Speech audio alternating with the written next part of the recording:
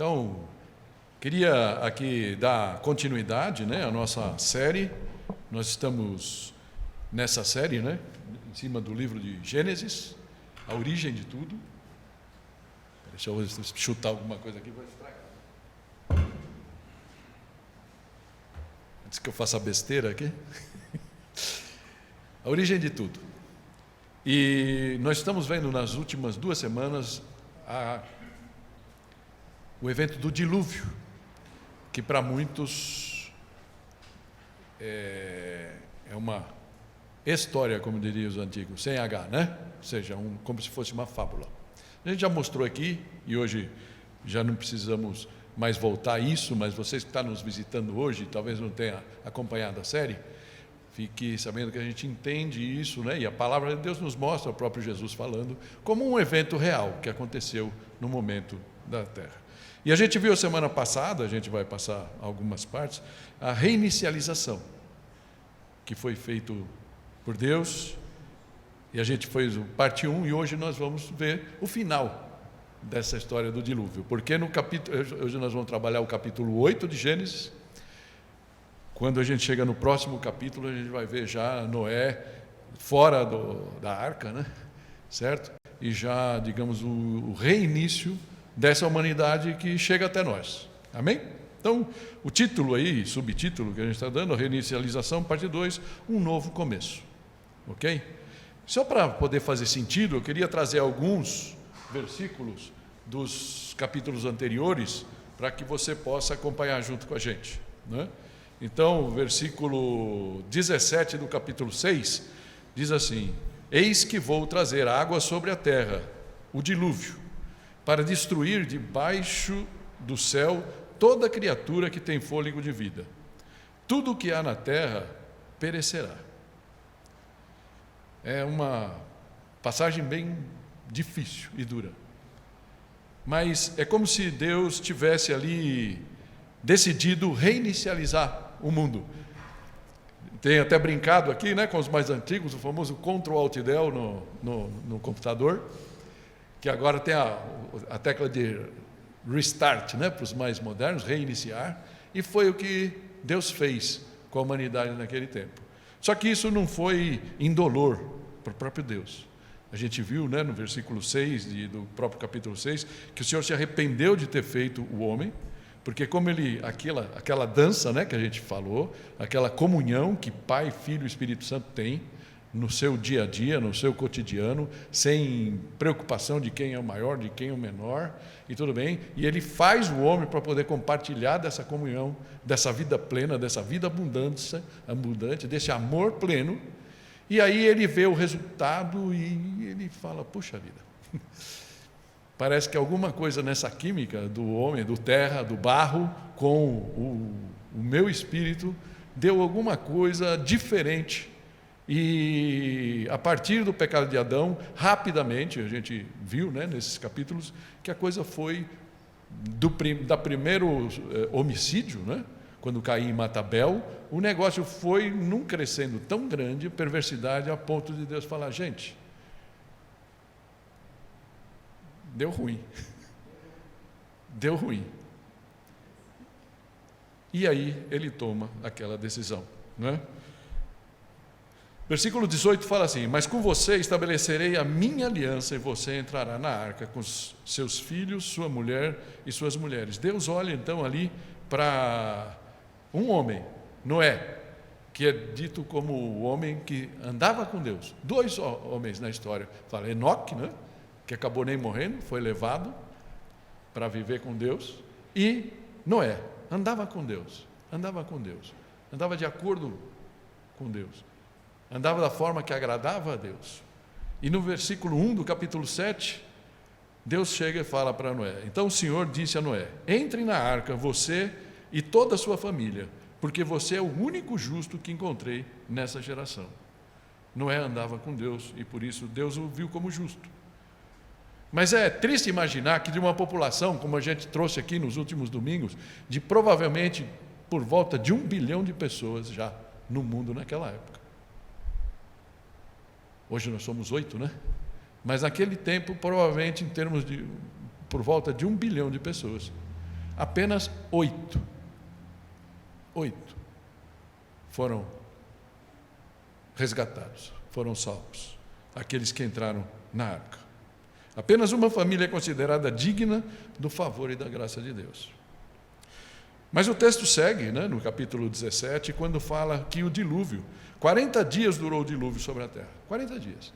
40, né, a gente também falou aqui, é um número que aparece várias vezes na Bíblia, mas para esse momento aqui vale a gente pensar que 40 é o tempo suficiente, 40 dias, para que tudo que existisse na terra estivesse debaixo d'água e ali fosse, não sei, dissolvido, ou seja, desaparecesse e a terra fosse limpa do sangue, porque uma das coisas que talvez mais tenha magoado o coração de Deus é que tantas mortes, tantas coisas, e infelizmente o nosso país é um dos campeões de mortes até hoje, não é? No mundo.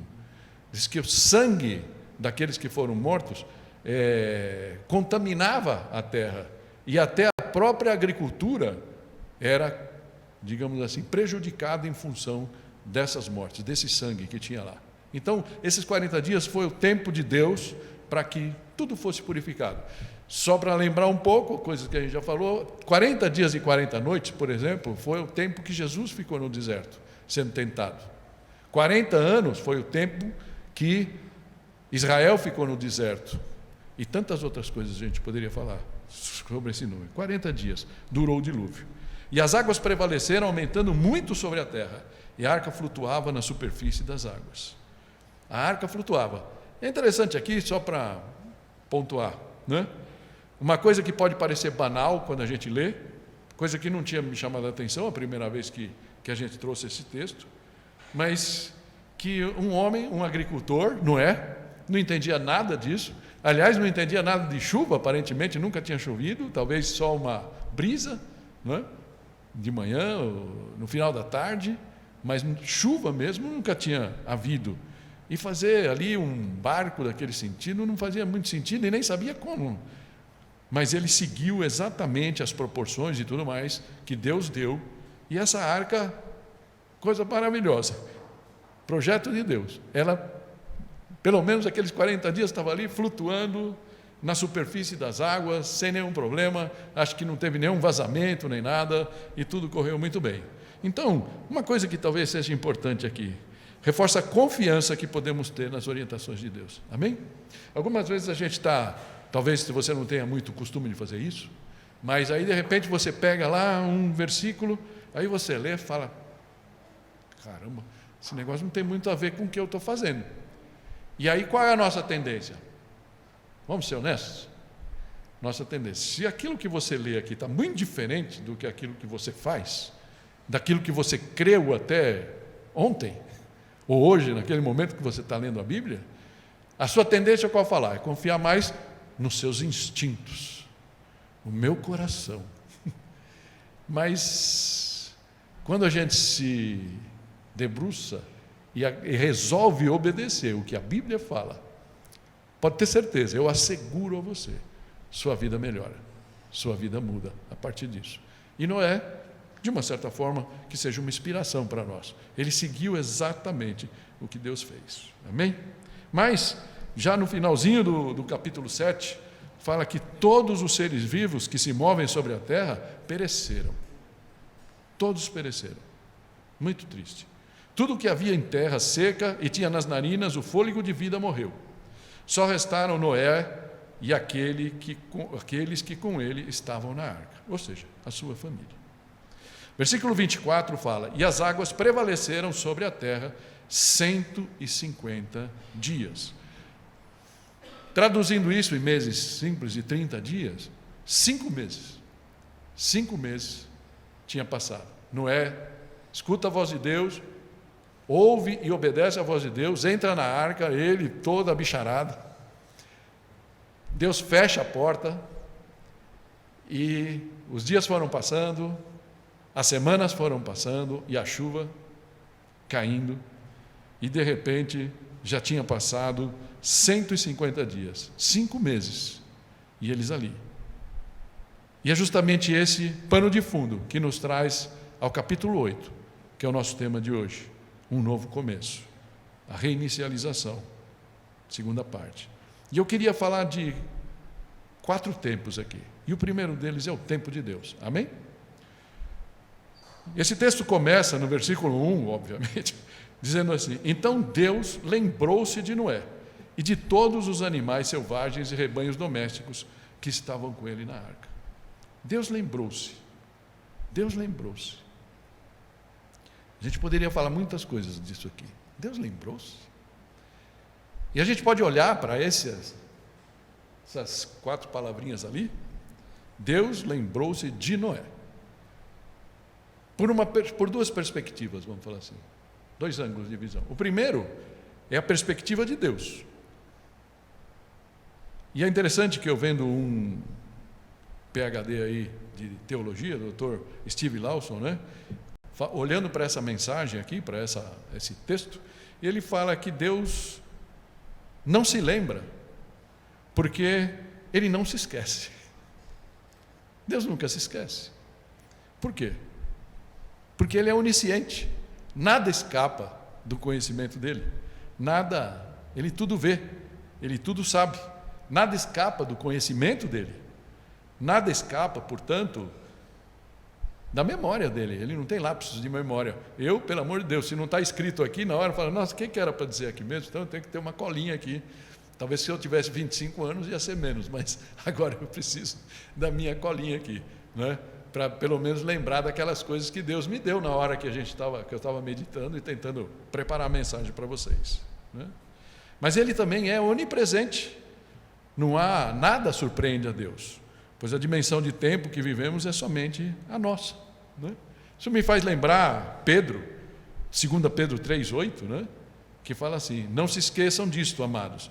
Para o Senhor, um dia é como 1000 anos, e 1000 anos é como um dia.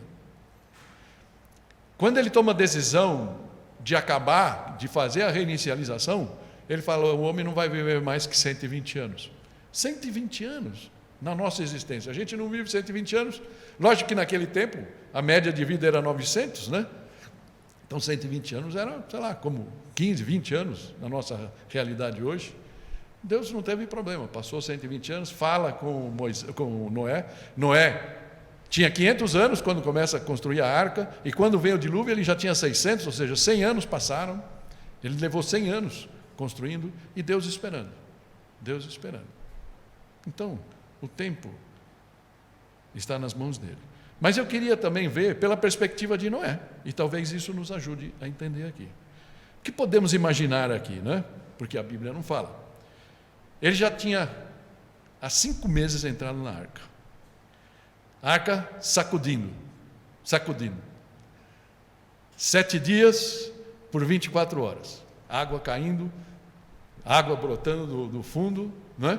Porque é isso que aconteceu ali, a gente vai falar um pouquinho mais, brotando das rachaduras da terra, subindo, descendo, talvez como chuva de granizo, né? Pela diferença da temperatura, e aquela loucura, e ali 5 meses. 5 meses. Você já teve a experiência de dar umas voltinhas num barco, no mar? O que acontece? Você entra todo pimpão, né? Eu me lembro aqui pelo menos de umas 2 oportunidades. Entra todo, que legal, vamos lá, vamos pegar aquelas caravelas que tem aí no litoral e tal. Aí você entra lá, 5 minutos, 10 minutos, 15 minutos.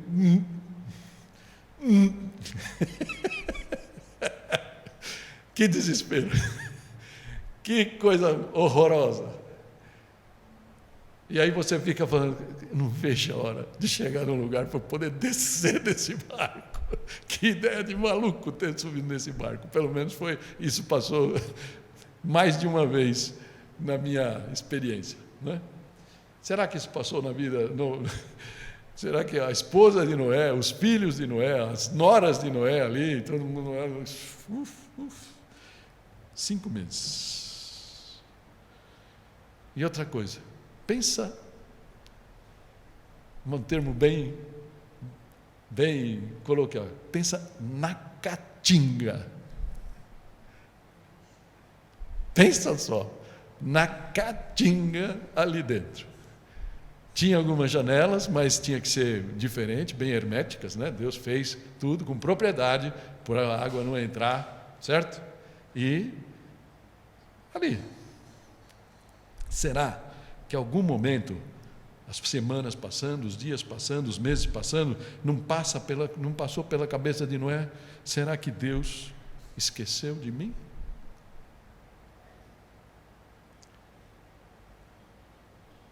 Será que isso passa na sua mente de vez em quando? Os dias ruins vão se sucedendo, as coisas vão acontecendo, aquilo que você imaginou que seria o correto não acontece, e aí de repente passa pela nossa mente: será que Deus esqueceu de mim? Será que Deus esqueceu da minha situação? O que eu posso dizer para vocês? Esse Deus é o Deus soberano que fez tudo. E Ele certamente não esqueceu de Noé. Ele não esqueceu da aliança que Ele fez com Noé, que Ele ia preservar Noé. E muitas vezes Ele olha para a gente pensando na aliança que Ele fez. Desde aquela aliança que Ele falou com a própria Eva, que um descendente dela ainda ia vencer. E Deus preserva, muitas vezes, não pelo que a gente é, mas pelo que Ele prometeu. Apenas não tinha chegado o momento. Lembra no final do ano, não sei se você ouviu aquela mensagem que eu mandei aí para os grupos, né?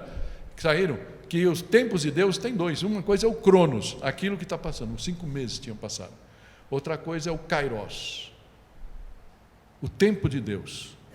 E parece que naquele momento o tempo de Deus chegou. E certamente Ele não esqueceu nem de Noé, e Ele não esqueceu de você.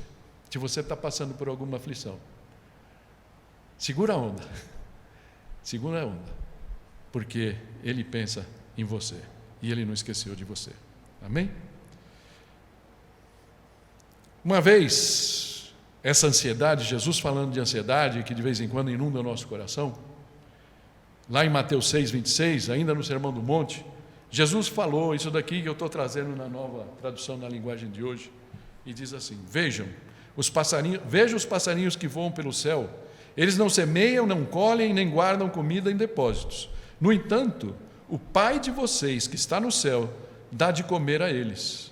Será que vocês não valem muito mais do que os passarinhos? Será que você, querido, querida, você que nos escuta, você que vai nos escutar aí depois pelo YouTube, não sabe que vocês valem muito mais para Deus do que os passarinhos? Então, a gente pode crer e pode confiar nesse Deus. Amém?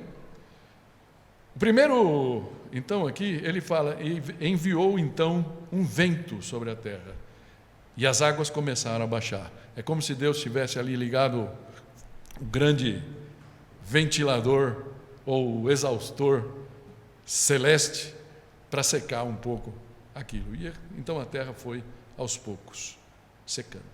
E a palavra que vem para mim, eu queria que você guardasse para você, é cuidado. Cuidado. Deus tem cuidado de você. Você não está só. Amém? Amém? Podemos dar um glória a Deus por isso? Amém? Glória a Deus. Deus tem cuidado de todos nós.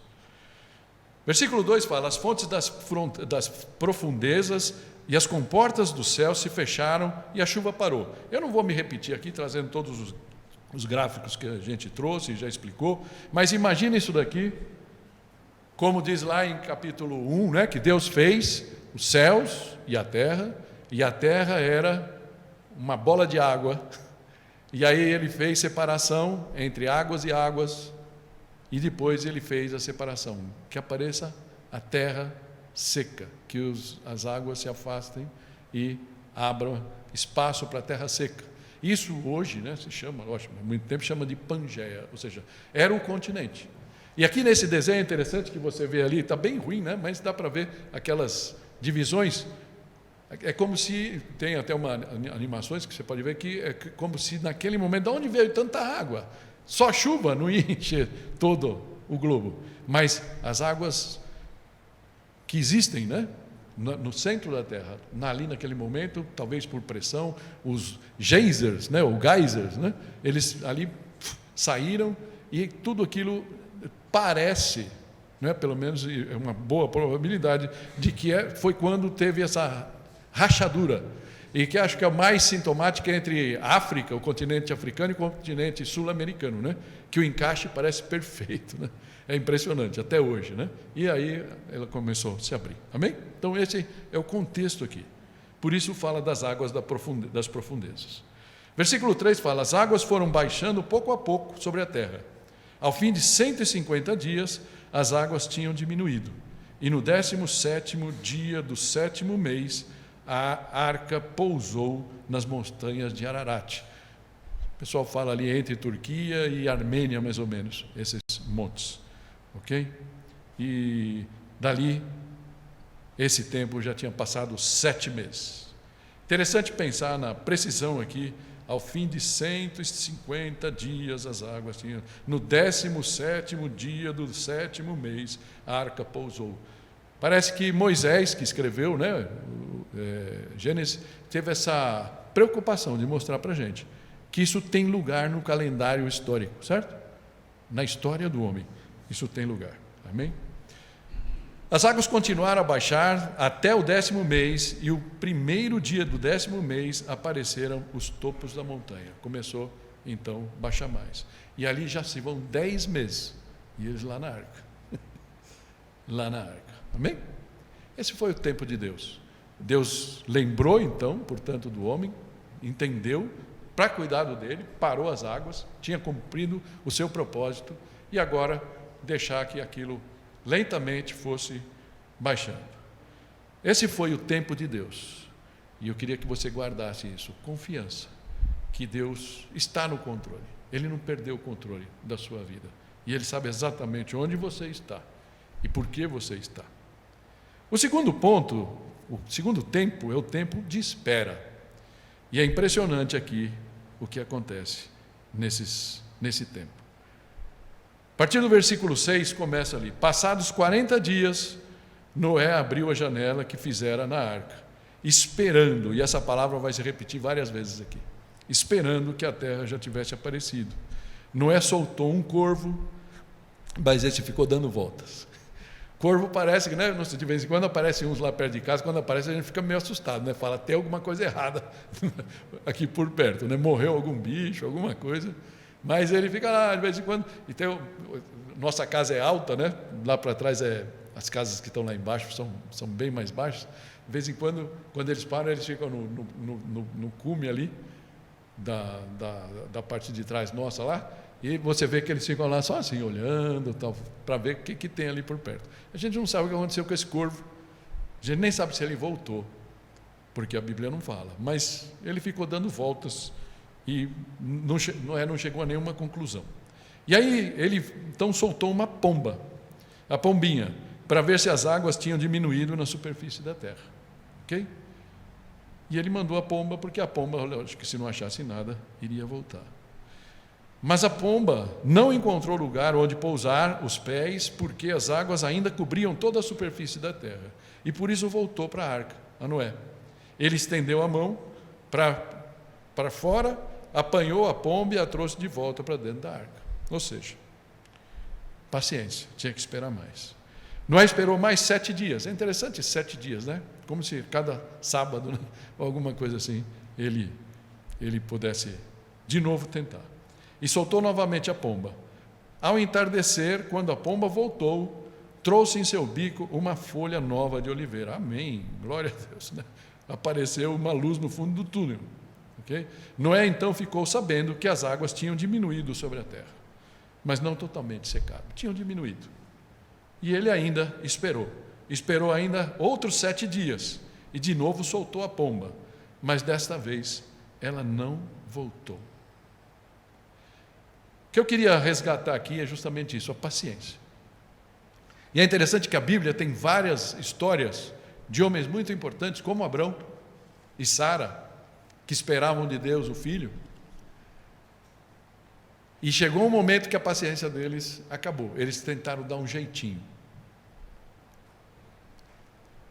Isso é uma tendência muito grande que a gente tem. Está demorando muito o tempo de Deus, eu vou dar um jeitinho, eu vou fazer por minha conta mesmo. Mas normalmente quando a gente faz isso, o resultado nunca é aquele esperado, não é? Mas Noé segurou firme ali. Versículo 13 fala: no primeiro dia do primeiro mês do ano 601 da vida de Noé, ou seja, já tinha se passado ali 12 meses e um pouquinho, né? Secaram-se as águas da terra. Noé então removeu o teto da arca e viu que a superfície da terra estava seca.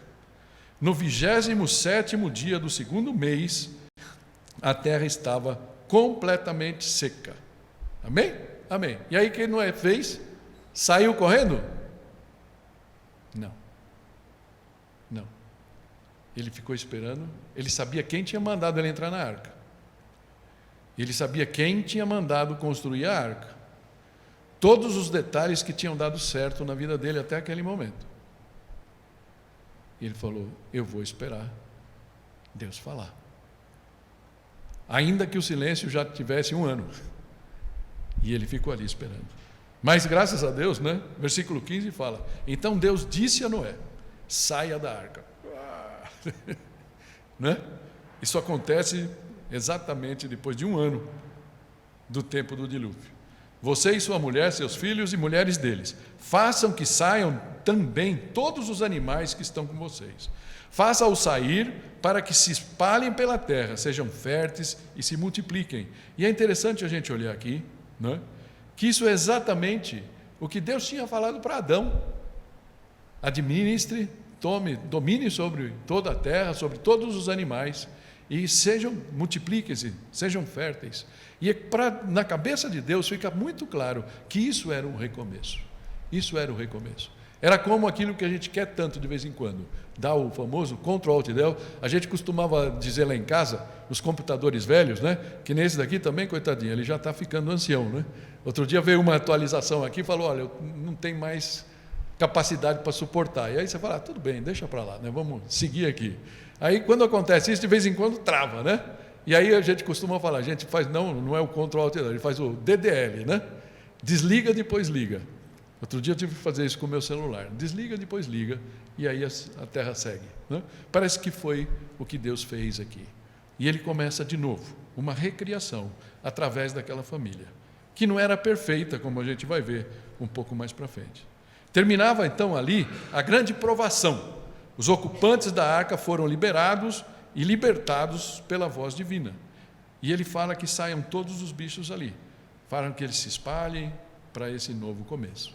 E é interessante aqui a gente frisar, e por isso eu estou trazendo alguns termos que eu queria que você lembrasse disso. São aplicações práticas para a nossa vida. Obediência. Obediência.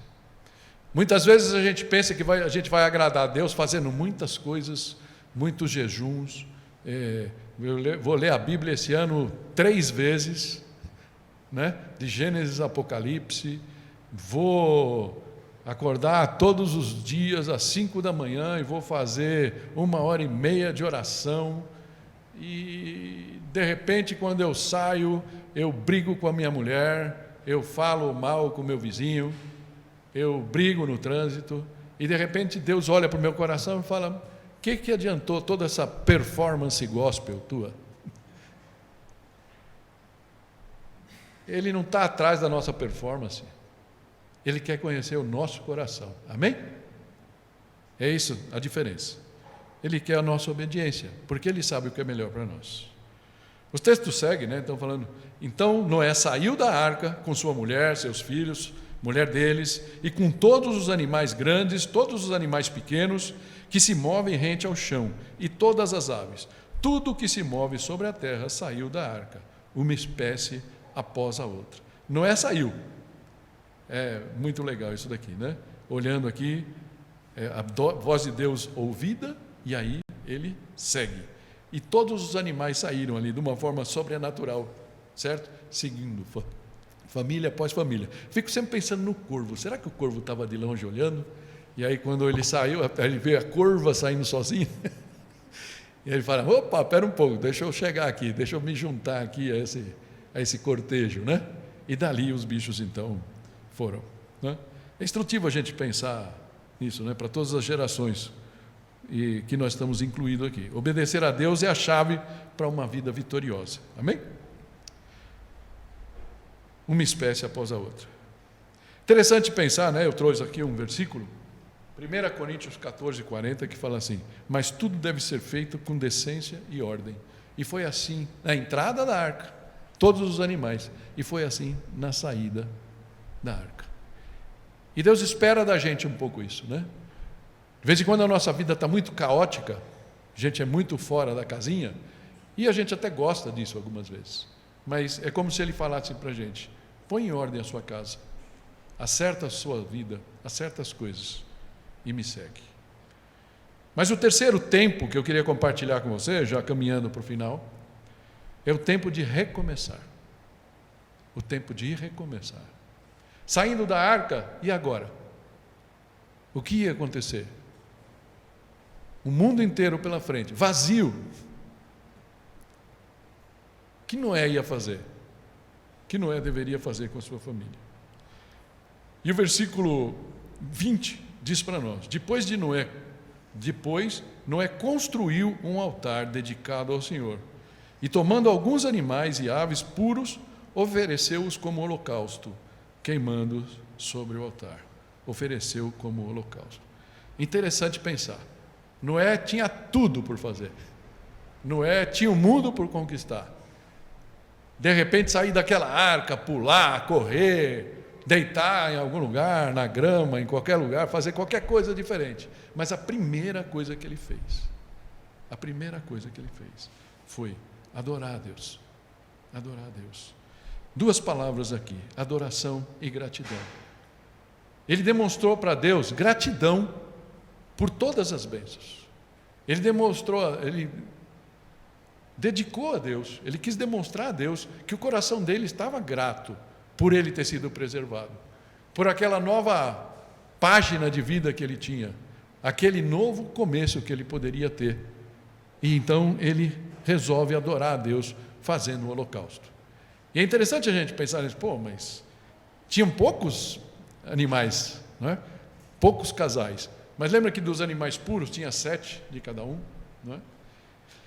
E então ele pega, com certeza, alguns daqueles animais que eram preparados para sacrifício, e ali ele faz então um sacrifício agradável a Deus.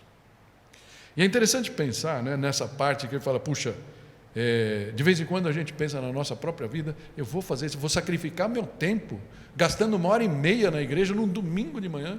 Eu poderia estar nadando, eu poderia estar correndo, eu poderia estar preparando o meu churrasco, poderia estar com os meus amigos. Tantas coisas que a gente por aí pode pensar que são melhores do que estar aqui sentado, ouvindo e louvando a Deus, não é? Mas Deus parece que gosta das coisas que custam algo para nós. Era um sacrifício agradável, e eu vou trazer alguns textos aqui que falam disso. Mas um que eu queria trazer é um texto bem interessante, e não tem nada a ver aqui, parece fora do contexto, mas 1 Crônicas 21 conta uma história muito triste, quando Davi, então, está vendo? Olha que interessante, Davi resolveu fazer um censo, ele queria saber quantos os judeus eram, e Deus tinha falado para ele: não faça. De vez em quando eu estou sentado aqui na frente e eu fico tentado a olhar para trás para ver quantos de vocês, quanta gente chegou. E eu sinto de Deus essa mesma coisa: deixa comigo. Deixa comigo. E muitas vezes eu tenho uma surpresa, algumas vezes agradável, como hoje, algumas vezes não tanto, quando eu chego aqui na frente, e aí eu olho para vocês e vejo quantos de vocês estão aqui, não é? Mas Davi, naquela vez, ele tomou a decisão no coração, sabe? Mas eu preciso saber quantos nós somos, e manda fazer o censo. Ainda os seus subalternos não queriam fazer, mas fizeram. E Deus então manda uma praga. E muita gente morreu em função disso. E aí Davi entende que ele tinha que fazer alguma coisa, vem um profeta e fala: Davi, sacrifique ao Senhor. E aí ele estava num lugar, e ele fala com aquele homem, Araúna, né? Está aqui, o rei Davi, porém, respondeu a Araúna, né? E porque esse Araúna chegou e falou: não, o que você precisa? No lugar que Davi foi lá e pediu a eira dele, né? O lugar onde ele lá pegava, fazia o trigo, né? Debulhava o trigo, tudo mais. Ele falou: eu quero fazer isso, eu quero fazer um sacrifício para o senhor aqui, eu quero comprar. O Araúna falou: não, eu te dou ainda os bois, te dou todos os animais para o sacrifício, te dou todos os cereais, o que você precisar. Então Davi olha e responde isso daqui, é isso que eu queria compartilhar com vocês.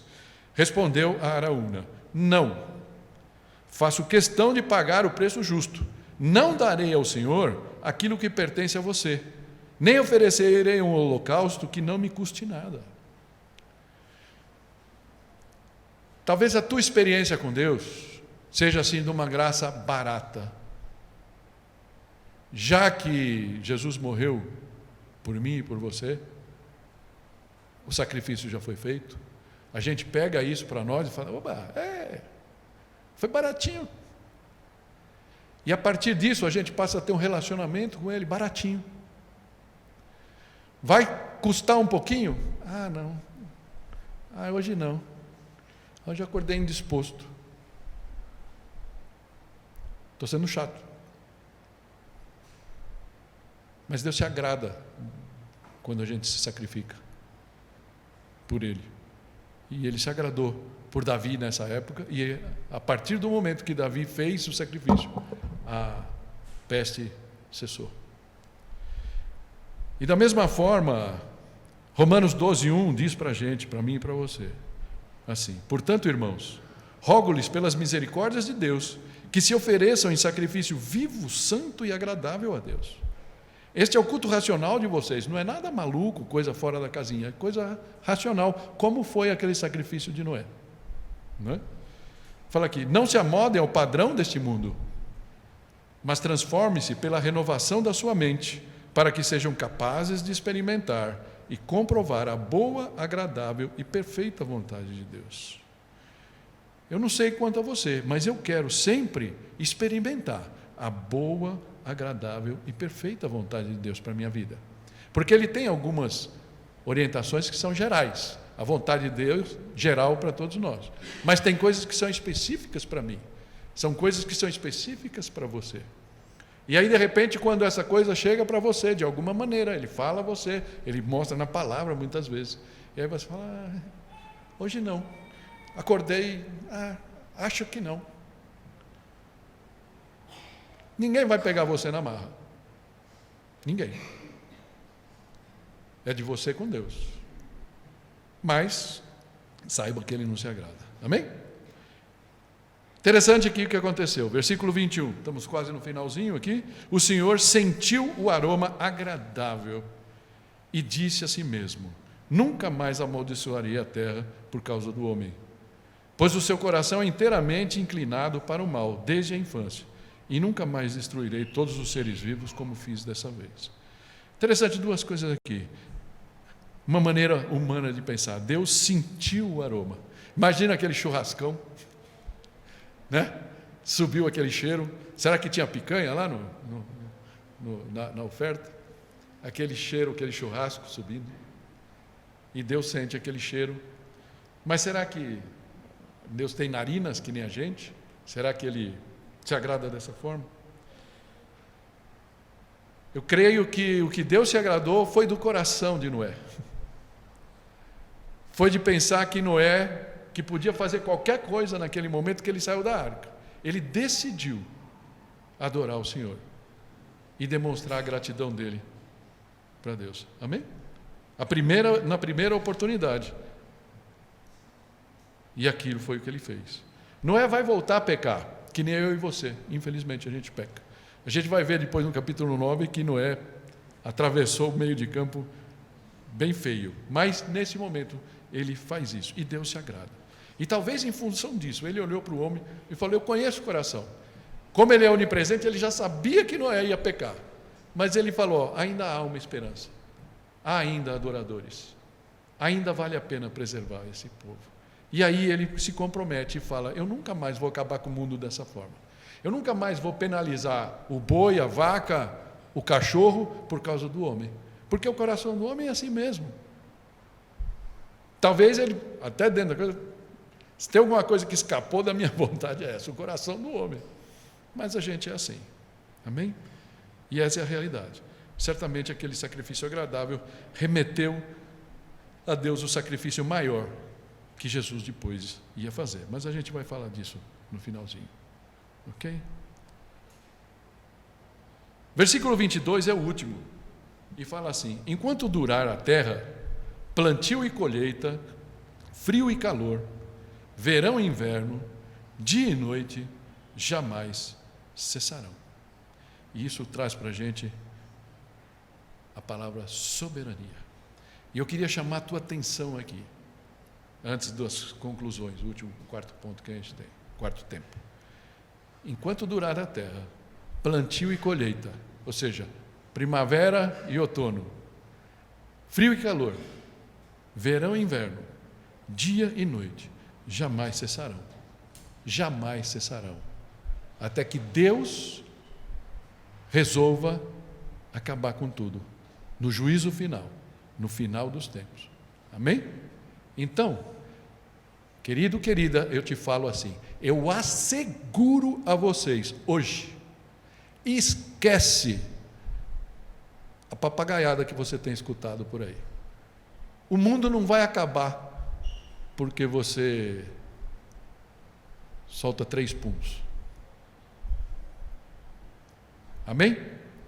Porque Deus não abre mão do mundo. Deus está no controle do mundo. E quem é o homem para falar, não, eu vou fechar aqui uma torneira e eu vou preservar o mundo? Quem é o homem? Cuidado. Fica a dica. Última coisa, nosso tempo. Nosso tempo. E eu queria trazer aqui, remeter de novo aquela figura que eu mostrei para vocês, essa réplica da arca. E agora eu sei onde ela está, porque no dia que eu mostrei eu não tinha visto. Isso está no Kentucky, no estado do Kentucky, chama Ark Encounter, lá em Williamstown é o nome da cidade. É um milionário aí, né, que ele resolveu fazer uma réplica, um parque temático, e ele tem uma réplica perfeita da arca. Você pode entrar, visitar, olhar por dentro, os 3 andares, o lugar dos animais, tudo. Dizem que é um passeio muito bonito, né? Está um pouquinho longe da gente, né? Mas dizem que é muito bacana conhecer, né? Como um parque, para passar um fim de semana lá. Então, por que eu estou trazendo isso de novo? Porque a arca, e eu queria que você pensasse nisso comigo, ela representa a salvação. Amém? Ela foi a salvação para Noé e para sua família, e poderia ter sido para qualquer um que tivesse resolvido entrar na arca naquele momento. E Deus foi longânimo. 120 anos aquela história ficou rolando para que mais pessoas pudessem entrar, mais justos aparecessem. Mas infelizmente, não.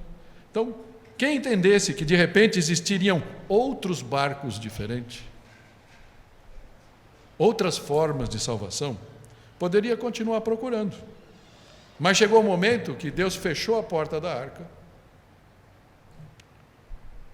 e não existiram outras arcas, outras tábuas de salvação. E todos daquela geração, todos, pereceram, exceto Noé e sua família, porque eles entraram na arca. Amém? Mas toda a história da salvação, através da arca, prefigura que a salvação que Deus ainda nos proporciona, que está em Cristo Jesus, o Filho de Deus. Então a gente pode dizer que Jesus é a salvação. Amém? Jesus, então, é a nossa arca. É a prefiguração da arca. A arca é Jesus. Jesus também fala que ele era a porta, lembra? A gente trouxe esse versículo, a porta da arca. Mas ele também é aquele que fecha e abre as portas para mim e para você. E em João 14,6, Jesus falou: eu sou o caminho, a verdade e a vida. Ninguém vem ao Pai a não ser por mim. Ninguém vem ao Pai. E o último texto que eu queria compartilhar com vocês está lá em Mateus 24, e com isso a gente encerra, né? Mateus 24, 37 e 39, quando ele fala assim: como foi nos dias de Noé, assim também será na vinda do Filho do Homem. Pois nos dias anteriores ao dilúvio, o povo vivia comendo e bebendo, casando-se e dando-se em casamento, até um dia em que Noé entrou na arca. E eles nada perceberam até que veio o dilúvio e os levou a todos. Assim acontecerá na vinda do Filho do Homem. Jesus olha para o dilúvio como uma coisa real, nós já falamos disso. Jesus olha aquilo dentro da história, e ele sabe que aquele juízo que aconteceu no tempo da arca era apenas uma amostra daquilo que vai acontecer no juízo final. Então a pergunta que eu preciso fazer a você é: você está pronto para o dia que Jesus voltar? Você crê no Senhor Jesus como seu Salvador pessoal e Senhor? Você entende que há como você conseguir salvação? Não há como você conseguir salvação sem Jesus? E aí você pode me perguntar: então o que eu preciso fazer? Porque talvez você já tenha dado alguns passos, você já tenha aceitado Jesus, você já tenha se batizado, mas como você está vivendo até que Jesus volte? E aí o que a gente pode fazer é orar e pedir para que Ele te salve e te perdoe e te aceite como teu discípulo. Amém? Fecha teus olhos, eu queria te convidar para orar. João 3,16 diz assim: Deus tanto amou o mundo, que deu seu Filho unigênito, para que todo aquele que nele crê não pereça, mas tenha a vida eterna. Romanos 10, 9 e 10 fala: se você confessar com a sua boca que Jesus é Senhor, e crer em seu coração que Deus o ressuscitou dentre os mortos, será salvo. Pois com o coração se crê para a justiça, e com a boca se confessa para a salvação. Você quer confessar com a sua boca que Jesus é o teu Senhor? Então ora comigo assim: Senhor Jesus, eu peço para que o Senhor me salve, Senhor. Me salve, Pai, da minha resistência. Me salve da minha dificuldade em aceitar a verdade. Me salve da minha vida de egoísmo. Me salve, Senhor, dessa geração onde eu nasci. Pai, eu quero abrir meu coração a Ti e pedir que o Senhor possa fazer nele morada. Eu entendo o sacrifício que Jesus fez naquela cruz. Aquele foi o pagamento final e cabal para todos os nossos pecados, os meus pecados. E eu aceito o perdão que vem da cruz, do Teu sangue, Senhor Jesus. E eu não quero fazer isso como se isso fosse um ato barato, um ato que não te custou nada, Senhor Jesus. Eu sei que te custou a vida, eu sei que te custou sacrifício, custou humilhação, custou dor. Mas eu sei pelo Teu amor que o Senhor seguiu tudo isso, o Senhor obedeceu. E talvez muito maior do que a obediência de Noé, foi a Tua, Senhor Jesus, obedecendo a ordem de Deus Pai. E o Senhor assumiu a morte que eu merecia, e o Senhor morreu essa morte em meu lugar. Por isso eu quero, como Noé, Te adorar. Como Noé, eu quero manifestar a Ti a minha gratidão e o meu amor por Ti, Senhor. Transforma o meu ser, transforma a minha vida, Senhor, porque eu quero viver a cada dia essa vida em abundância que Jesus falou tanto, e Ele viveu isso enquanto nós. Isso não representou dinheiro, não representou bens, nada dessas coisas que a gente acaba buscando no dia a dia na nossa vida, achando que nessas coisas nós vamos encontrar satisfação. Mas a satisfação está em bons relacionamentos. E nós queremos começar essa história, Senhor, tendo um bom relacionamento contigo.